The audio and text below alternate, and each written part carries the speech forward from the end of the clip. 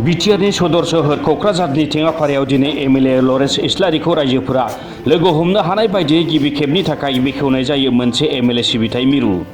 मख'जाथावदि बिटिआरनि गाहाय मावफुं सोद्रोमा प्रमद बर' बिथाङा दिनै खान्थि बायदियै गोजा फिथा हास'नानै बेखेवनानै होयो एमएलए सिबिथाय मिरुखौ। प्रमद बर' बिथाङा बिटिआरनि साफ्रोमबो एमएलए इएम एमसिएलएफोरखौबो गावबा गावनि बियाबाव थांनानै साननैसोब्लाबो बियाबनि रायजोफोरनि जेंनानि खौरां लानो खावलायो।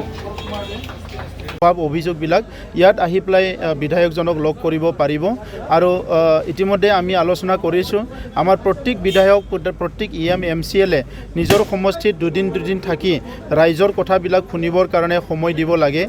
সেইটো আমি নিৰ্বাচনৰ সময়তে পাতিছিলোঁ, কিন্তু আজিলৈকে বিভিন্ন কাম কাজৰ ইয়াত এতিয়ালৈকে আমাৰ কামবিলাক তেনেকুৱা চিজিল হোৱা নাছিলে। কিন্তু অহা জানুৱাৰী মাহৰ পৰা প্ৰত্যেকজন বিধায়ক আমাৰ UPPLৰ বিজেপিৰ এমচিএলএসকল যিমান আছে ইএম সকল সবে নিজৰ সমষ্টিত থাকি ৰাইজৰ লগত আলাপ আলোচনা কৰিব।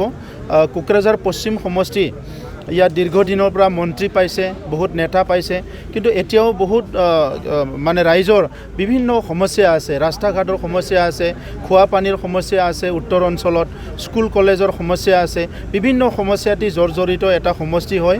আৰু ইয়াত বিধায়ক হোৱাৰ পিছত লৰেন্স ইছলাৰী ডাঙৰীয়াই এটাকৈ সকলো সমস্যা সমাধান কৰাৰ কাৰণে আগবাঢ়ি আছে।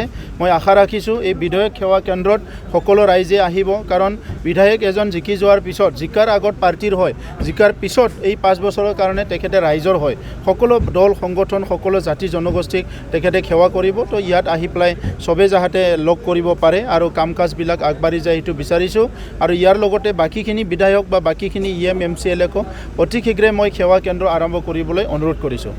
বিধানসভা সমষ্টিৰ বিধায়কৰ কাৰ্যালয় মই আজি ইয়াত মুকলি কৰিছোঁ।